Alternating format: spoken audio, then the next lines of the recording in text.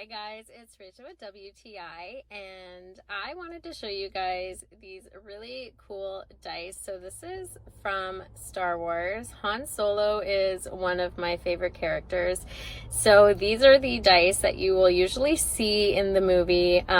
He had them in the Millennium Falcon. If you watch the movie Solo, he had them in his first vehicle as well and carried them everywhere he go. I'm a huge movie buff when it comes to Star Wars and different things, and I like to collect different memorabilia. These are pretty cute. They do measure at 23 centimeters, and the cube is about 1 centimeter and 3 millimeters. They're very cute. It is gold plated looking, and it does have every little detail that you would notice. I even got the one that has the chain that looks just like the one from the movie. I'm a huge nut when it comes to Star Wars, and I think that these are pretty cool, especially since he's one of my favorite characters.